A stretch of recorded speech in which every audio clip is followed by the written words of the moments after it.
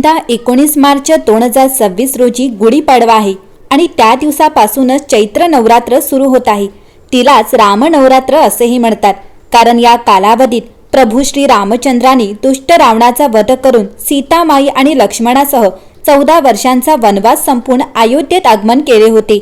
तो दिवस उत्सवासारखा साजरा करण्यात आला होता। अयोध्यावासियांनी दारोदारी गुढ्या तोरणं बांधून रांगोळ्या काढून सजावट करून श्रीरामांचे स्वागत केले होते। गुढी हे श्रीरामांच्या विजयाचे प्रतीक म्हणून उंच बांधले गेले। तेव्हापासून हा कालावधी श्री रामनवरात्र म्हणून साजरा होऊ लागला। ही रामनवरात्र रामनवमीला म्हणजेच 26 मार्च 2026 रोजी संपेल।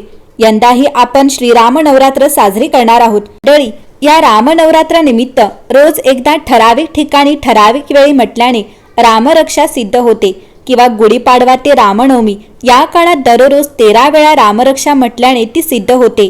रामरक्षा म्हणण्याचे फायदे।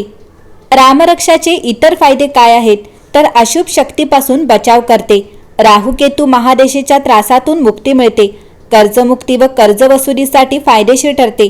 त्यासाठी आपदामपहर्तारम हा श्लोक 1,00,000 वेळा म्हटल्याने ऋणमुक्ती हे फळ मिळते। रामरक्षेमध्ये प्रत्येक अवयवाचे स्वतंत्र पाठ आहेत।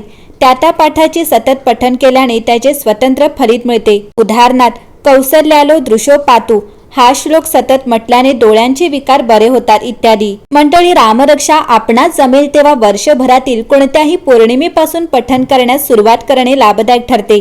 रामरक्षा रोज एकदा ठराविक ठिकाणी ठराविक वेळीच म्हणावी, वेळ व जागा बदलू नये।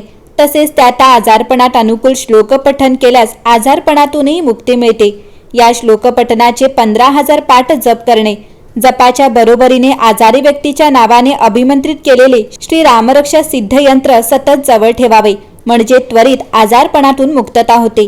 हातपाय धुवून सुचिर्भूत होऊन रामरक्षा म्हणण्यास हरकत नाही। कुमार वयातील मुलांनी तर रामरक्षा नित्याने अवश्य म्हणावी, त्यामुळे वाणीवर पण योग्य संस्कार होतात व नित्य रामरक्षा पठणाने शक्ती उत्पन्न होते व ती आपले सदा सर्व काळ रक्षण करते।